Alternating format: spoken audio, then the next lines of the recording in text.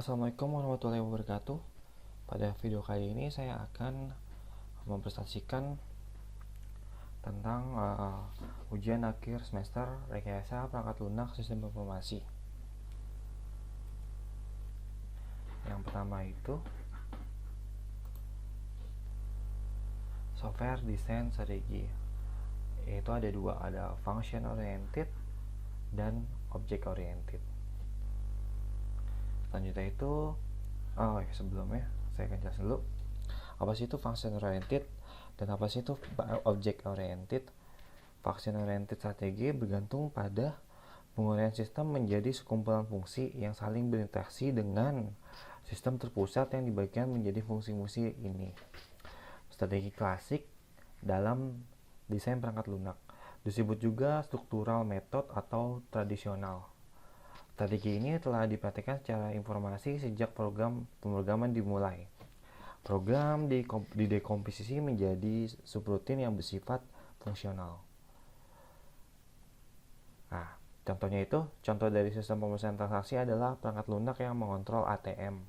Sistem tersebut diimplementasikan sebagai loop dan tindakan berkelanjutan dipicu saat kartu dimasukkan.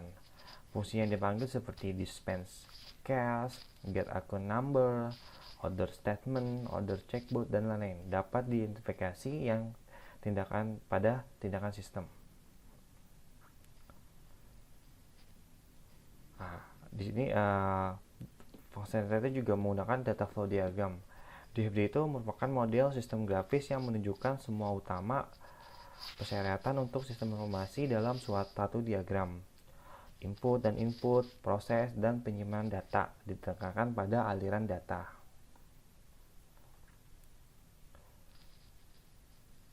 Selanjutnya itu object oriented. Object oriented itu didasarkan pada informasi yang disembunyikan. Sistem dilihat sebagai sekumpulan objek yang berinteraksi. Strategi desain yang dominan untuk sistem perangkat lunak baru, objek berkomunikasi dengan memanggil layanan yang ditawarkan oleh objek lain, memungkinkan objek diimplementasikan dalam proses yang konkuren.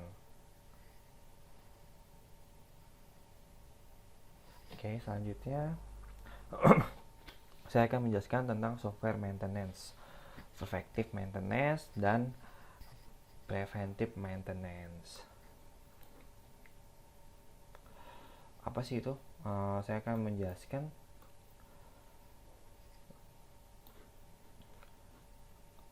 Yang pertama itu preventive maintenance. Pemeliharaan preventif atau penyempurnaan. Pemeliharaan mempertinggi cara kerja atau maintainabilitas kemampuan untuk dipelihara. Tindakan ini juga memungkinkan sistem untuk memenuhi persyaratan pemakai yang sebelumnya tidak dikenal. Ketika membuat perubahan substansial modul apapun, petugas pemeliharaan juga menggunakan kesempatan untuk mengupdate kode, mengganti cabang-cabang yang kadaluarsa, memperbaiki kecerobohan, dan mengembangkan dokumentasi. Sebagai contoh, kegiatan pemeliharaan ini dapat berbentuk perekayasaan ulang atau restrukturisasi perangkat lunak, penulisan ulang dokumentasi, pengubahan format dan isi laporan, penentuan logika pemrosesan yang lebih efisien, dan pengembangan efisiensi pengoperasian perangkat. Selanjutnya itu pemeliharaan preventive maintenance. Pemeliharaan preventif terdiri atas inspeksi periodik dan pemeriksaan sistem untuk mengungkap dan mengantisipasi permasalahan. Karena personil pemeliharaan sistem bekerja dalam sistem ini, maka seringkali menemukan cacat-cacat, bukan kesalahan yang sebenarnya, yang menandakan permasalahan potensial. Sementara tidak memerlukan tindakan segera. Cacat ini bila tidak dikoreksi di tingkat awal, jelas sekali akan mempengaruhi baik fungsi sistem maupun kemampuan untuk memeliharanya dalam waktu dekat. Selanjutnya itu quality.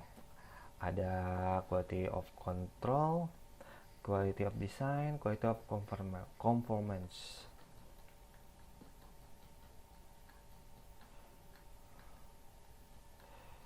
Yang pertama itu saya akan menjelaskan quality of design. Kualitas suatu software dapat diukur melalui karakteristiknya, seperti kompleksitas, kohesi, jumlah function, points, jumlah kode baris, length of code, dan masih banyak lagi. Ketika dilakukan pengukuran terhadap karakteristik tersebut, maka akan muncul dua jenis kualitas, yaitu sebagai berikut. Quality of design.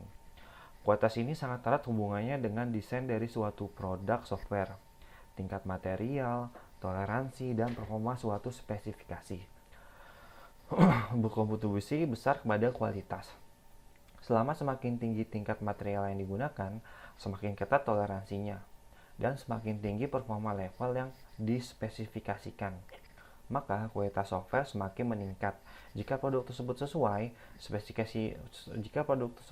spesifikasi pembuatannya. Dalam pengembangan software, hal ini meliputi kebutuhan user, spesifikasi, dan desain sistem. Quality of conformance. Kualitas ini sangat erat hubungannya dengan tingkat spesifikasi desain yang digunakan selama pembuatan software. Semakin tinggi tingkat spesifikasinya, maka semakin tinggi pula kualitasnya. Dalam pengembangan software, hal ini fokus pada implementasi. Jika implementasi software mengikuti desain dan hasilnya memenuhi kebutuhan user serta mencapai tujuan, maka kualitas software tersebut semakin tinggi.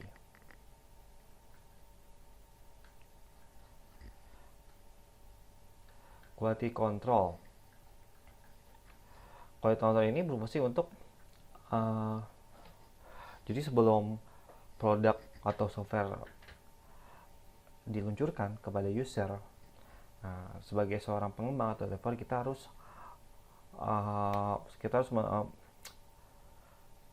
harus mengecek kualitas dari software tersebut. Biasanya ini ada orang tersendiri, yaitu QA, Quality Assurance. Serta tuh ACID itu ada 4 ya: atomicity, konsistensi. Saya akan menjelaskan dua ini. Dalam sistem database, atomicity adalah salah satu properti transaksi ACID. Atomicity, konsistensi, isolation, durability. Transaksi atom atau atomicity adalah rangkaian operasi basis data yang tidak dapat dibagi dan tidak dapat direduksi sedemikian rupa sehingga semua terjadi atau tidak ada yang terjadi. Jaminan atomicity mencegah pembaruan ke database terjadi hanya sebagian, yang dapat menyebabkan masalah yang lebih besar daripada langsung menolak seluruh rangkaian. Akibatnya, transaksi tidak dapat diamati sedang berlangsung oleh klien database lain. Pada satu saat, itu belum terjadi, dan pada saat berikutnya sudah terjadi secara keseluruhan, atau tidak ada yang terjadi jika transaksi dibatalkan dalam proses. Contoh transaksi atomicity adalah transfer uang dari rekening bank A ke rekening bank B. Ini terdiri dari dua operasi, menarik uang dari rekening A dan menyimpannya ke rekening B. Melakukan operasi ini dalam transaksi atomik memastikan bahwa database tetap ada keadaan yang konsisten, yaitu uang tidak hilang atau tercipta jika salah satu dari dua operasi tersebut gagal. Istilah yang sama juga digunakan dalam definisi bentuk normal pertama dalam sistem database, yang merujuk pada konsep bahwa nilai untuk bidang tidak boleh terdiri dari beberapa nilai yang lebih kecil untuk diuraikan, seperti string yang berisi banyak nama, angka, tanggal, atau jenis lainnya mungkin dikemas. Selanjutnya itu konsistensi. Dalam sistem basis data mengacu pada persyaratan bahwa setiap transaksi basis data harus mengubah data yang terpengaruh hanya dengan cara yang diperbolehkan. Setiap data yang ditulis ke database harus valid sesuai dengan semua aturan yang ditentukan, termasuk batasan, cascade, pemicu, dan kombinasinya. Ini tidak menjamin kebenaran transaksi dalam semua cara yang mungkin diinginkan pemrogram aplikasi. Itu adalah tanggung jawab kode tingkat aplikasi, tetapi hanya bahwa kesalahan pemrograman apapun tidak dapat mengakibatkan pelanggaran batasan basis data yang ditentukan. Oke, itu tentang atomicity dan konsistensi. Selanjutnya itu configuration item. Definisinya apa sih? Agregasi perangkat keras, perangkat lunak, atau keduanya yang ditunjukkan untuk manajemen konfigurasi dan diperlakukan sebagai entitas tunggal dalam proses manajemen konfigurasi. Item konfigurasi perangkat lunak tidak hanya segmen kode program, tetapi semua jenis dokumen yang sesuai dengan pengembangan. Misalnya, all type of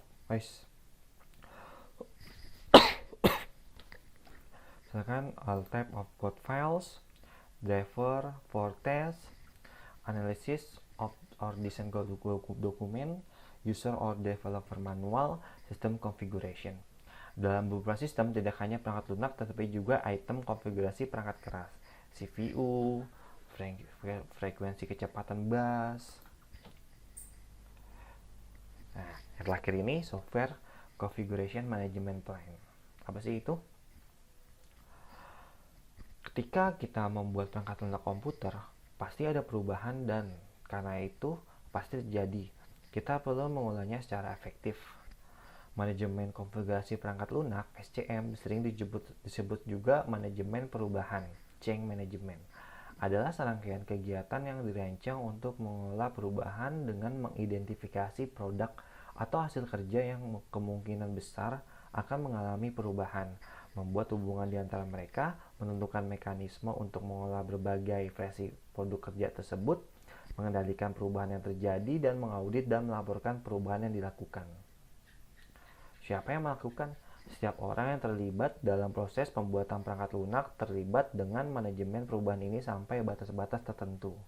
Tetapi posisi yang bersifat spesialis terkadang dibuat untuk mengolah proses SCM ini. Mengapa hal ini penting? Jika kita tidak mengendalikan perubahan, maka perubahan yang akan mengendalikan kita, dan itu bukanlah hal yang baik. Perubahan yang tidak terkendali akan sangat mudah membuat menjadikan proyek software kita menjadi kacau. Akibatnya, kualitas perangkat lunak menjadi buruk dan proses delivery menjadi tertunda. Karena itu, manajemen perubahan, change management, adalah bagian penting dari manajemen mutu. Apa saja langkah-langkahnya? Karena banyak produk kerja yang dihasilkan ketika perangkat lunak dibuat, maka masing-masing produk atau hasil diidentifikasi. Setelah itu, mekanisme untuk versi dan kontrol pada perubahan bisa dibuat. Untuk memastikan bahwa kualitas tetap terjaga ketika perubahan dilakukan, maka proses perubahan tersebut harus diaudit, dan untuk memastikan bahwa bagi mereka yang perlu tahu harus diberitahu informasi tentang perubahan tersebut, maka harus dilakukan pelaporan. Apa produk kerjanya? Rencana dalam manajemen konfigurasi perangkat lunak menentukan strategi dalam manajemen perubahan. Selain itu, ketika SCM formal dijalankan, proses kontrol terhadap perubahan menghasilkan request perubahan, laporan, dan urutan proses engineering. Bagaimana kita memastikan bahwa kita telah melakukannya dengan benar? Ketika masing-masing produk kerja bisa dimonitor, dilacak, dan dikendalikan, ketika setiap perubahan dapat dilacak dan dianalisis, ketika semua orang yang perlu tahu tentang perubahan telah diinformasikan, kita telah melakukannya dengan benar.